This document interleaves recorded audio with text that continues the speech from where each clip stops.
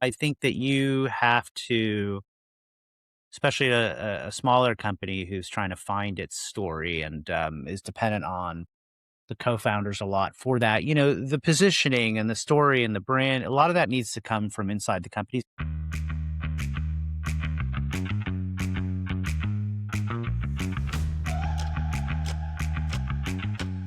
Hello, and welcome to the Misadventures in Marketing podcast presented by the American Marketing Association, San Francisco chapter. I'm Steve Haney, a fractional go-to-market executive in Silicon Valley. I'm Peter Farago, a startup marketing executive in the San Francisco Bay Area.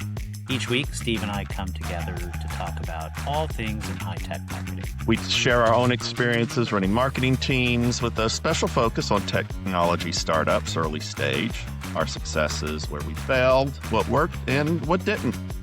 We'll also be inviting our CMO friends and other marketing colleagues onto the show every once in a while, and hopefully we will impart some wisdom or at least some thoughts that are productive for you along the way. Peter, how goes things from Team Farago? Team Farago is good. My 15-year-old took his written permit test at the DMV yesterday and he passed. So now I'm gonna have to get into a car with a complete starter newbie and try to figure out how to teach him without freaking him out. I'm heading up this fundraiser for a parent group that I work with. So I've been in Canva a lot. You just do a flyer for everything. It's like 8.5 by 11, you do a flyer, and it's a PDF that in the old days, I guess we still did, we print them off and we go paste them around town, so people in the coffee shops, but more and more in this digital age we live in, everybody just passes it around via messaging on their smartphone, right? Yeah, but rather than send around a PDF, which let me remind folks is like a 35-year-old format at this point, Canva lets you do what's called a public live link, because that flyer you've put together Server is side, yeah. essentially a web page. Yeah. Yeah. And all people do is send it around via text message anyhow. But now I've got analytics. So I can see how many people are actually viewing the PDF as they're passing it around on the parents, the educators, the school district, whatever. And I just got to say, everybody, go check out Canva's public live link feature, because it's just incredible. It's just the smallest thing, but it just makes a huge difference when you're a nonprofit working with no money. It's a great thing.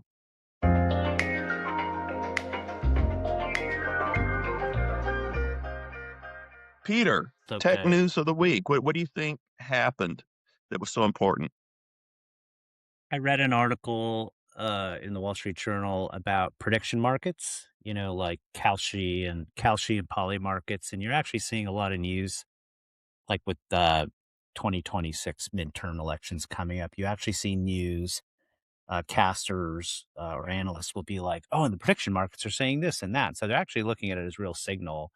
But this was an article that talked about the aggressive marketing that companies like Kalshi and poly markets are doing on college campuses.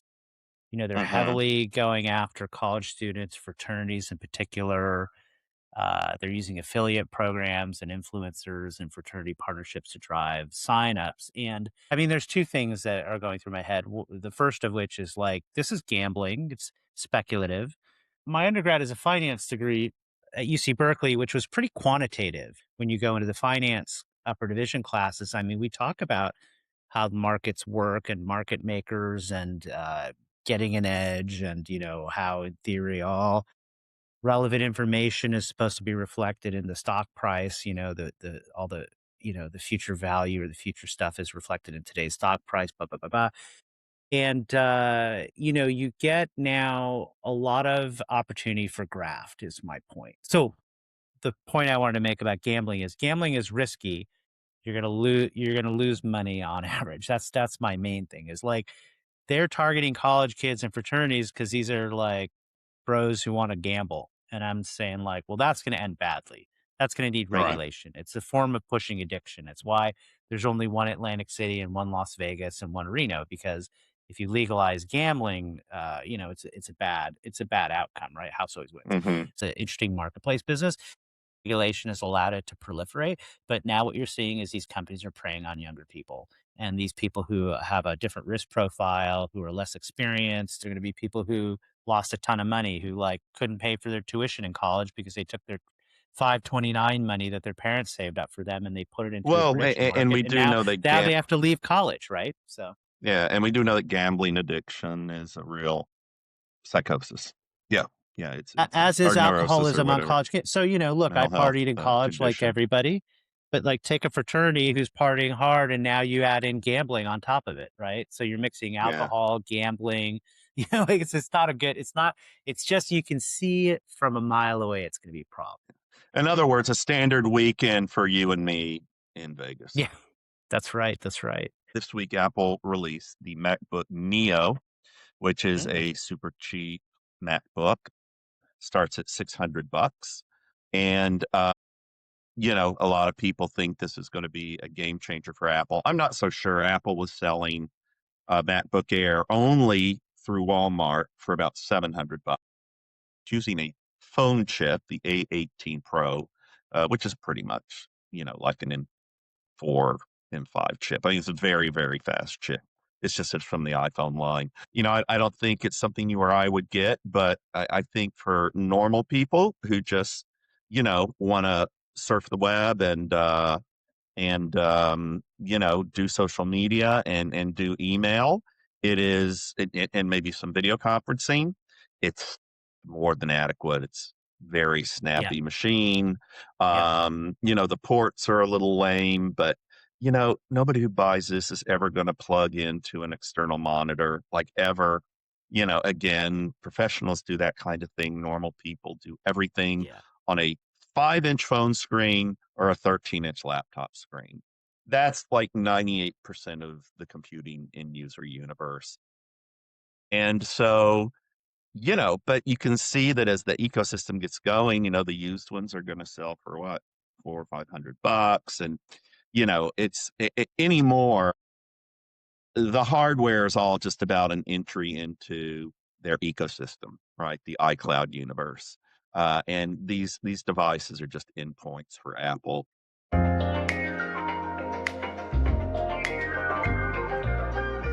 How I've been AIing this week, I'm not sure I have much to report other than I got Claude Cowork. I've built a few projects in there. Nothing much to report yet. I've installed the command line interface in Terminal. I booted up Terminal, and it's insane. Just to have, and maybe Chat GPT could do this months ago, but just to have an AI agent or solution that interacts with the local file system and stuff I have locally versus just up in the cloud is pretty powerful. And, maybe I'll have more to report on that next week. But my understanding is you've also been dabbling around with Claude a lot recently. So I basically built a deck builder is along the short of it, but it has a front end, and as you use it, you say like, okay, which slides am I using? What am I, what's the purpose of this? This is all done by Claude. I just said, Claude, I want this to work. I want people to enter this, and it built the front end. It Right. built like the form fill, and you paste in a Fathom transcript of the last sales conversation you had with Fu, and it Hmm. will then use that, and then it puts it into I made a very nice deck. I am trying to make sure the deck design doesn't drift a little bit, and that's hard to do. And there's still some hand finishing I have to do, but it's Hmm. doing at least 80 to 90% of the work and spitting out a really nice, consistent deck, Brand customized consistent too. content. Yes, That's that was the cool main thing. because that's So, always a battle.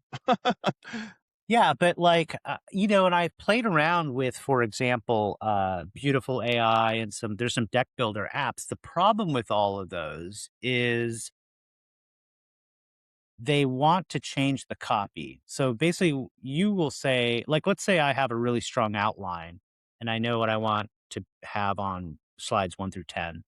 If I upload that, say, into Beautiful, it will give me back something that it edited and changed. And it's like, no, dude, like I know what I want to say. I want you to lay it out. So I'm actually looking at it to be more of a design layout, and not skill be so set. proactive. Yeah. Yeah, it's like stop changing the words because you're changing the meaning and you're not, so it just ends up being weird. So this way, my whole point is like Claude is getting good enough to wipe out that whole category, probably. I'm able to get very consistent look and feel. I'm able to make that available as a customized, easy front end for my sales They team. stay on They message. stay on message, but they also repeat back in the voice of the customer. Customer says like, "Hey, I have this pain point. I have this volume. I have a signal to noise problem.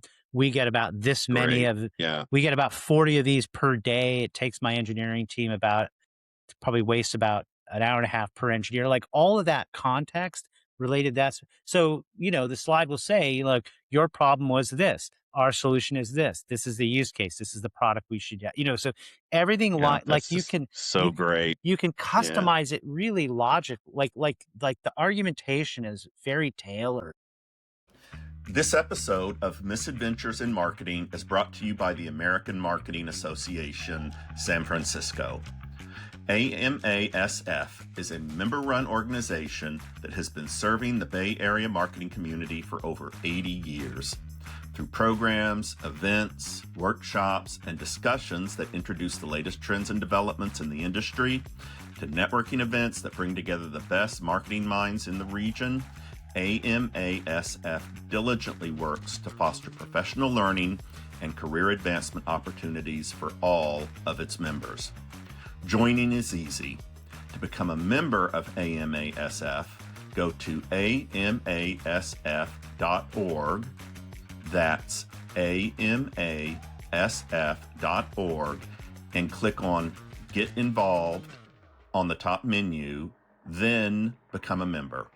For just $199 a year, you'll get access to events, resources, credentialed learning opportunities, and a community of fellow marketers who will help you expand your network and advance your career. The AMASF membership, the investment you make for the career you love.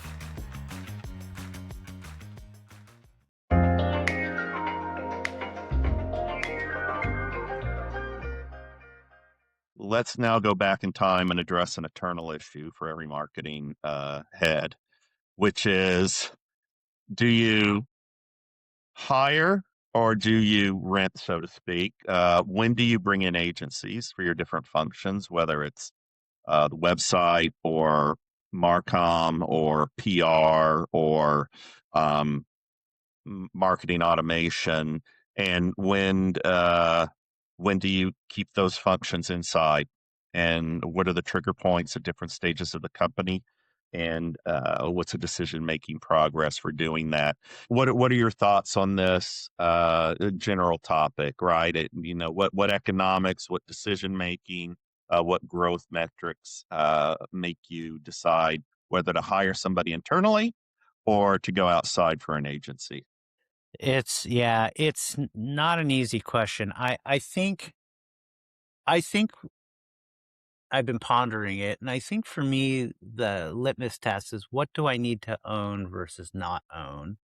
And it may not be What's strategic and what's not? what might not be like there are things you can export and things you cannot export. Like, I think that you have to, especially a smaller company who's trying to find its story and is dependent on the co-founders a lot for that. The positioning and the story and the brand, a lot of that needs to come from inside the company. So even if you hire a PR agency, let's say, and you're going to go through a positioning workshop with them and they want to develop boilerplate and the strategy and all this other stuff and figure out who your speaking bench is, let's say, and your storylines, you still have to go through that core process. So like there's some strategic stuff you have to own and know regardless.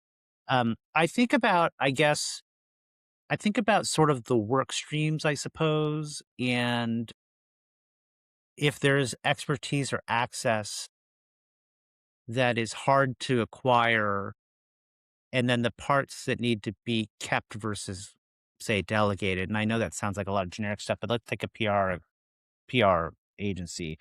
PR agency is going to have the relationships with the press. They're going to have a good sense for like what does proactive pitching look like. Working with them And they know how to craft it to X Well, ex reporter correct. because they know that guy or gal up and down because they go out for drinks with them every month and build that relationship. And you can't possibly know. And then they know the stories each one of those individuals are Yeah. working on, and then their publication. And, the PR is a very different animal in that respect, So I basically, think. I tend to look at like, what are the pieces I need to own, whether I'm working with the agency or not, and what is something that's going to help me scale or offload. So that's the thought process I go through, right?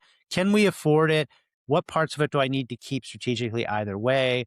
How much does this need to scale? How much expertise do I have, in house versus needing from some folks? And I'll say the model I tend to use almost always is I like smaller agencies that are on average, that are senior people who've been at bigger agencies or people who have been in the industry who went out on their own, because what that gives me is like a person who knows what they're doing at a senior level. And what I'm buying is part of a senior person's time who knows what they're doing versus like Yeah. a big agency where they have billable hours and, the junior people are billed at a low, so the senior person only participates at a small fraction per account because, otherwise they'd be charging the client too much and the client would complain. So like, Well, you know, my last small agency I used was somebody who had not only, she was very senior. It was her and a couple other people. And she had not only been at a big agency, but she had been a reporter before, I believe at the Wall Street Journal or the New York Times. Then she went to the dark side and was doing corporate PR. And so it was great because she had been on both sides of the equation. Like, she really knew how to go in. So I completely agree with your last point. What about like the tech stuff, the marketing automation? Early stage, definitely outside for your marketing automation, IT needs. And then as I would say, past Series B, Series C, you've got to have all that stuff. Not all of it, but 90% of it needs to be internal. yeah, we're at a weird time or maybe a fascinating time where with AI, we're all trying to figure it out. You were talking about marketing automation. That is I think of AI in this particular uh, context as, another form of automation. But I am trying to do not just more with a smaller team, but more in a step functiony way, like, like a 10x way. If I can automate differently in this new era of technology, I am using HubSpot. I have an agency who's HubSpot certified. Why? Because it can be a complicated tool and I just need to know that I'm going to be tracking appropriately, that leads are going to go in a certain place and get scored right, and that we're going to be able to say set up automatic nurturing, and if I need to set up a custom landing page or change some stuff there, like at least the form, we make our own landing pages and just inject the form into it as an object. But my point is like all that's very tedious, and I need the reporting and the tracking and the marketing operations done correctly, and I need the automation, but I don't have the time or the patience. It's not the best use of my time. It's not that expensive to go find a really good HubSpot certified agency. And in fact, they also are a group that I can bounce things off of, right? So to me, it's a great value because I'm getting some strategic, sounding board. I'm getting a lot of time saving in the ops. I'm able to scale without making a lot of mistakes, say in measurement, because at the end of the day, I'm going to try a bunch of stuff and I'm going to do more of the things that work and I'm going to do less of the things that don't work or try to fix them. And that whole process requires organization and data tracking correctly underneath. Well, so yeah, so we are talking about reporting a lot and getting stuff out of the data. Of course, that's just part of the equation because at the end of the day, you're trying to get meetings and find prospects and close deals. But to this point, I have a colleague. He's an engineer. He's using Claude Code, and he texted me this week, and he goes, "Okay, my mind is blown. I had to build a website that creates reports based on a set of inputs." And he's saying how Claude, you were talking about the proactive thing with the app you're building with Claude Cowork and how it was a little wonky, but he was saying how Claude went proactive and looked at a set of data that didn't look quite right and corrected it for him because Claude was right. And he said, I guess the point is if these AI based tools get wide adoption, and they take care of the security concerns. I think the World Wide Web, as we've known it for 30 years, will soon be gone. Instead of logging into your banking website to check your balance or pay your bills, it's going to be wrapped in MCPs, and you'll achieve the same task just by chatting with your AI. He says, I think the advertising driven business model of the web is just looking at a comet coming out of the sky about to crash into the Yucatan. So, you know, I think that on the reporting aspect that we've been talking about as a marketing executive, I think you're just going to go and you're going to ask, your HubSpot AI, what are these leads doing here? Where do they sit in the funnel? How should we act on them? Et cetera, et cetera, et cetera. And this isn't. I don't think this is going to be a wishful scenario or science fiction by next year. I think this stuff's going to happen. Yes, I agree with that. Like there's a new-ish CEO at HubSpot. I believe she's new, and she has pushed on AI innovation for the last 18 months or so at their company. So, why does that make sense? Well, they're sitting on a lot of data that has Yeah. relational value, and you need synthesis and interpretation. And so, and also it's very process oriented step, it's like funnel step here, step there. So like, it's perfect to add AI on top of it. That would be great. I don't know who's going to be a new player over time. Maybe Yeah, but Adeo it gets was more like my buddy mature. was saying about MCPs. I mean, Yeah. if everybody adopts the standard and all these apps are talking to each other in a structured way. Maybe. I mean, MCP is a lot like an API. I get it, but you can enable the agent to go out on your behalf and authenticate into another system and do that stuff. But Right. but my point is that I am having a hard time seeing the whole funnel end to end, having my marketing automation platform talk to my CRM right now.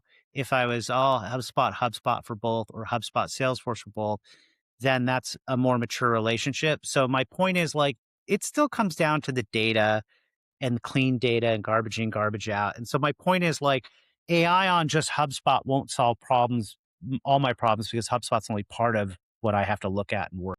Well, no, this gets back to the agency question, right? So assuming this stuff gets ironed out, which I can't imagine it won't, and it'll happen quickly, and I think it'll be elegant and seamless. Um, why do I need to hire a Salesforce admin or any kind of external IT team when I can just, talk to the Claude Enterprise AI and say, you know, ask it questions about where we stand, that you were talking about the stuff you're building, looking at intent and going out on the web and understanding where each prospect may be standing in terms of their buying cycle, et cetera, et cetera. I think maybe the overriding thing actually is not about whether you have internal resources versus external resources.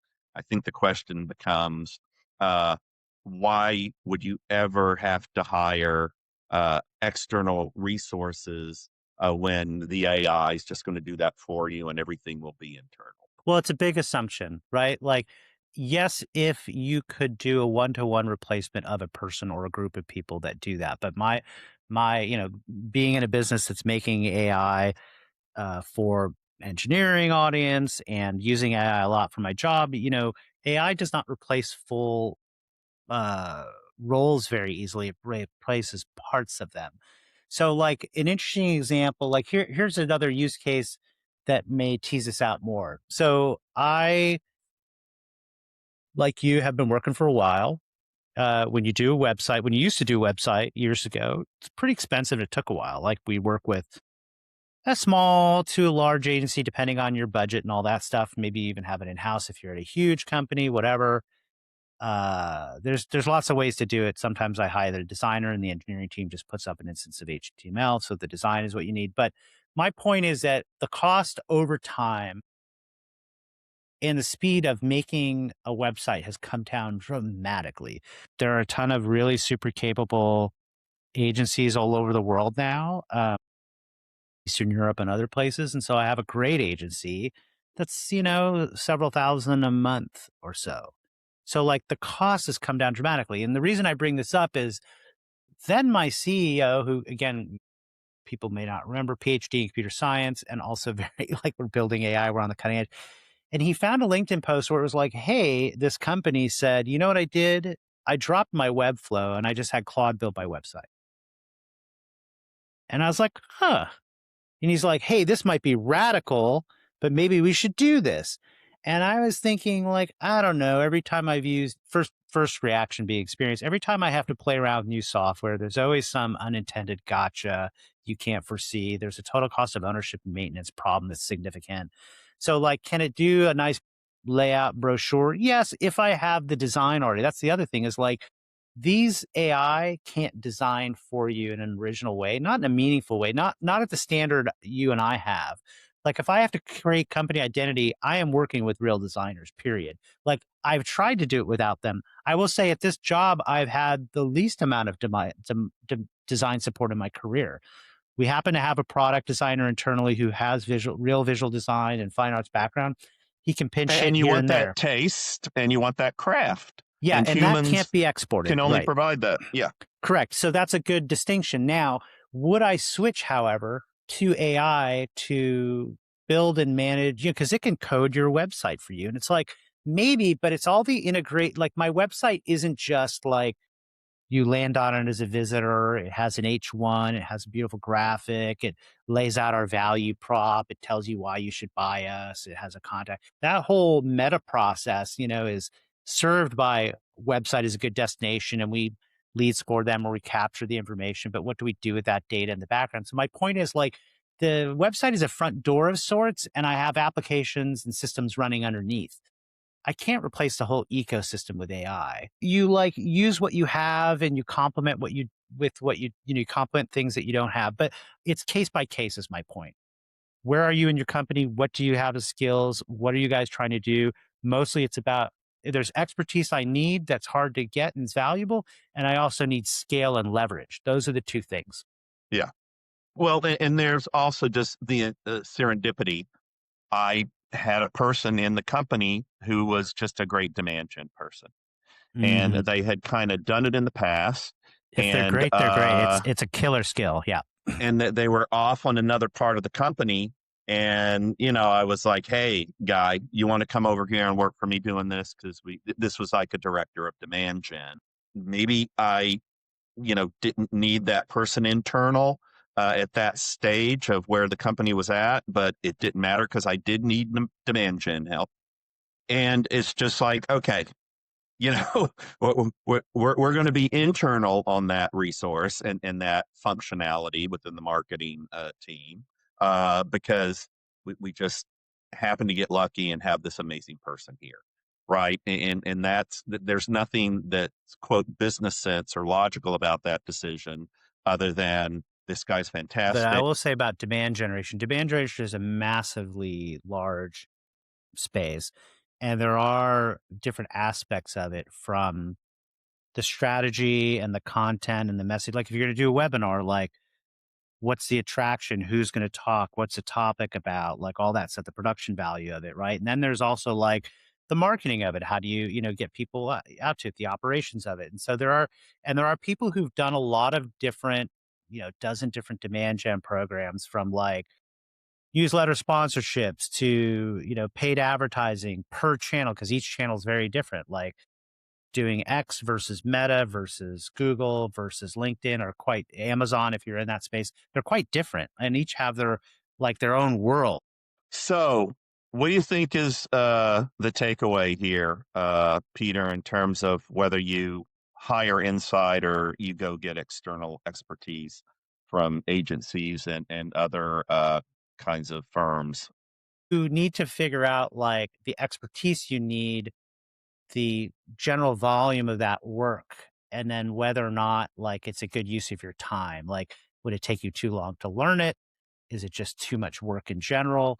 And that's the takeaway. Then it's like agency or not agency, and there's a spectrum. The overlay, of course, what you're getting at too, I think, is AI. How much can AI like supplant or replace or complement those things? So I think it's yet another variable. So I think the takeaway is try to know what you're getting, what you really need to get done and what it takes. I mean, sometimes that takes research. I've mentioned it many times before. What stage is the company at? Right. I think number two is you have to look at the budget, what you can and can't afford. Uh, obviously, if you're smaller in your early stage, you don't need to go out and hire a big PR agency. It's just a waste of time and money. For your last point, which I think is a really good one, I hadn't even thought of, is there a set of expertise that is so fast moving and so focused?